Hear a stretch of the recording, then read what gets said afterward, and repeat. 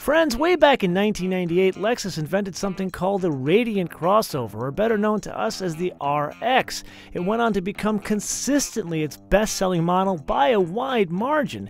Then in 2005, they added some EV bits to create the RX Hybrid. And with that, you and I recently drove the latest RX, but that was the one with the gas engine. Now it's time to focus on the one with the EV bits. But we're not just going to drive a hybrid, we're going to drive, for the first time ever, a Radiant Crossover Hybrid that's been blessed by Lexus with a little bit more flash.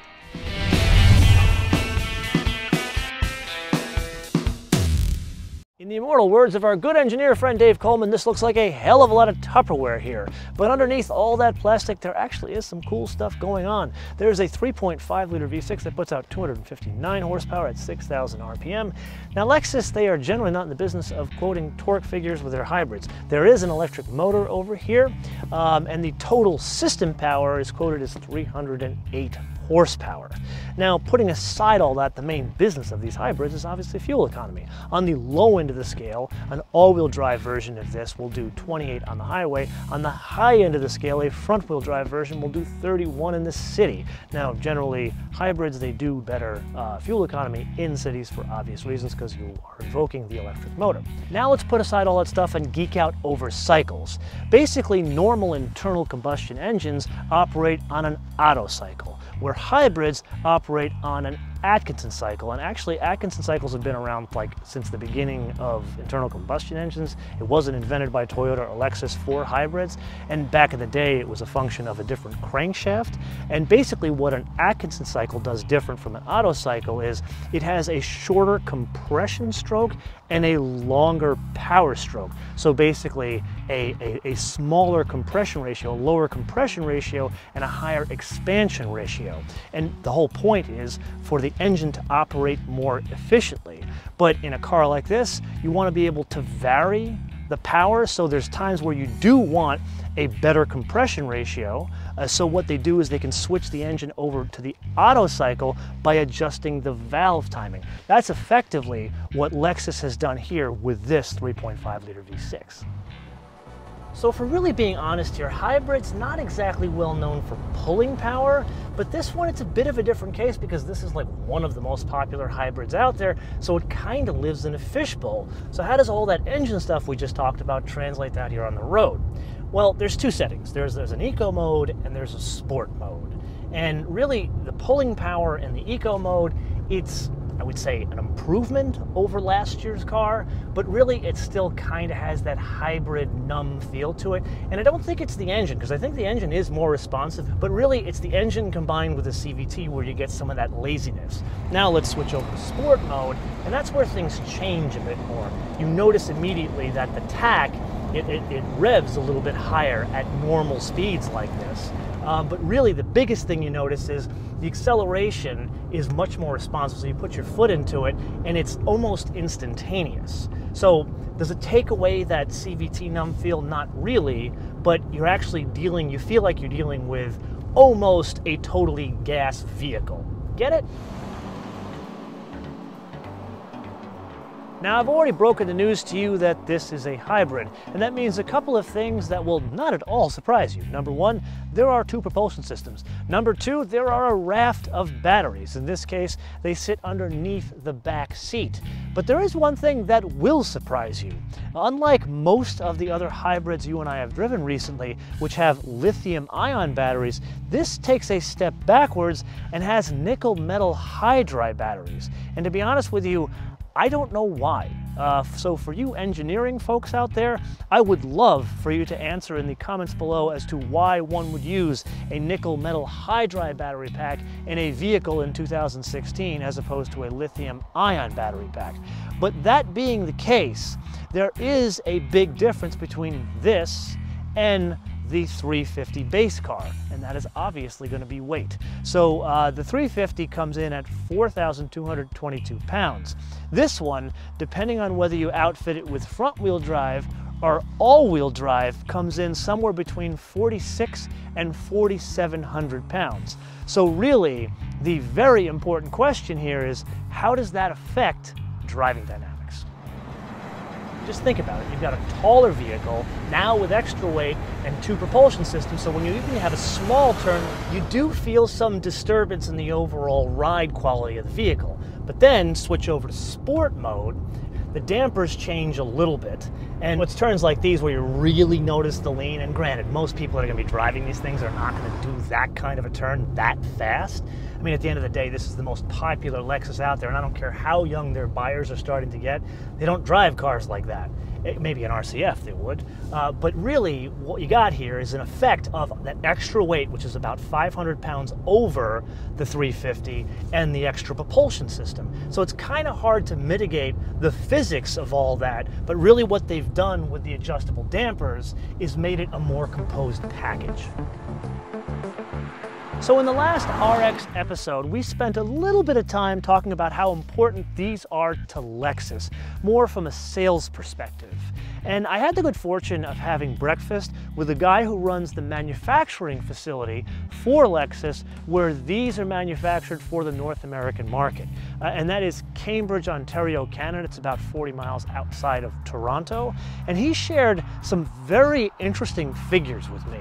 Like, for example, it takes 2 days to build an RX, but there is an RX that comes off the end of the assembly line every 2 minutes. Think about that. Every 2 minutes, running 2 shifts, there is a new RX. Now, there are 2 other Toyota Group plants near there. One manufactures the RAV4 and another manufactures the Corolla.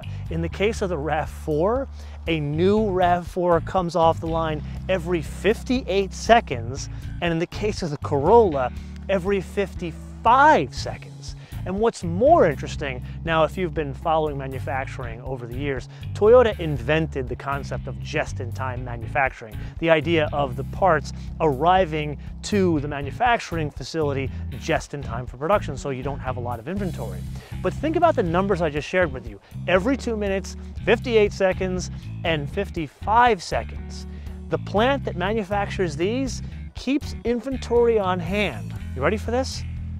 For 4 hours. So I've traded in our RX450h for an RX450h F Sport. And what we need to focus on is this knob right here. So this one has the adjustable dampers. Now, just to be clear here, the dampers don't change between the 450h and the 450h F Sport. But what they do with the dampers does change. So basically the programming. So right now we're in eco mode. We got a nice turn coming up here. Let's go into sport. And for lack of a better term, let's just throw a hybrid right into a turn. And I will say, I've been driving this thing, I want to say about an hour, and I have noticed there is a bit of a difference in the stiffness in the sport mode. Okay, so let's now switch to Sport Plus mode, and 2 things happen here. Number 1, the dampers stiffen up yet again, and number 2, the throttle mapping changes. It's not like you're going to get into this thing and say, oh my God, I can't even tell the hybrid. Kind of like in that GLE 550 plug-in we drove back in Europe.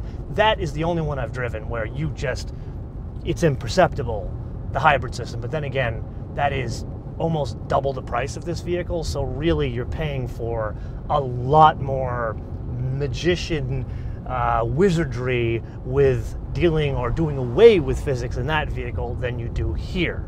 Now as we get to the strait on Salvie Island here, we can see the river and the bridge connecting to the mainland, and Portland literally is only like 10 miles that way. It's like the middle of nowhere, and then there's a major city just down the river.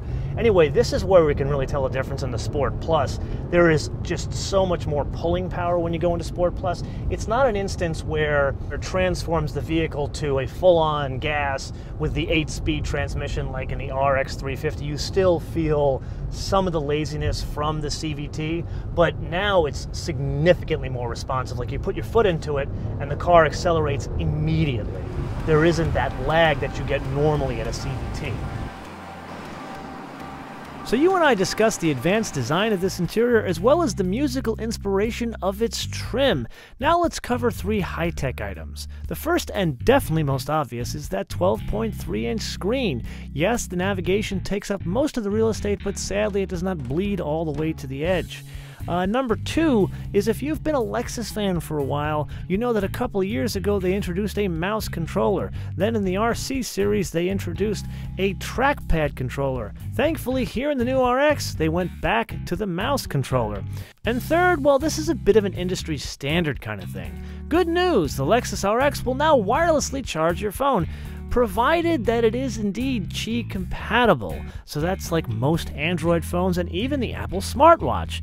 And then there's the bad news. If it's not Qi compatible, which is the current wireless charging standard, well, this and any other Qi compatible OEM device like this will not charge your phone, including one of those fancy new iPhone 6s and 6s Pluses. So in summary, what do we got? Well, much like the RX, where the equation was the same since 1998, the equation here is still very much the same when they first started making an RX hybrid. Now, one more number I want to geek out with you guys is how many of them are sold as a total percentage of RX sales. Now, I personally live in Los Angeles, and if you live there, you think every RX sold is a hybrid. But it turns out it is very much not the case. Turns out only 10% of total RX sales are the hybrid model. And with that in mind, I find it interesting that Lexus is now offering the F Sport model. But really, when it comes down to it, it's not so much that the F Sport model is sportier than this, it just makes the hybrid now significantly more balanced to mitigate the extra weight here and the two propulsion systems. Now with that, I want to turn it around to you and leave you guys with a question. So we've got the basic model and we've got the F Sport model. If you were looking for something like this, if you were going to buy an RX, why would you choose an F Sport? I want to understand the logic of what people would go for it, and people not like me, not car guys like me, but what you're going to use this thing for. So let me know why you would choose the F Sport, what region of the world you live in, and whether or not you have a family. Because remember, this is only a 2-row, not a 3-row crossover. Let me know in the comments below or via our social media, MotoManTV all in word, MotoManTV all in word, Facebook, Twitter, and Instagram. Until the next time we come to you from either Portland, Los Angeles, or even New York, I say, bis später. Or really, sayonara.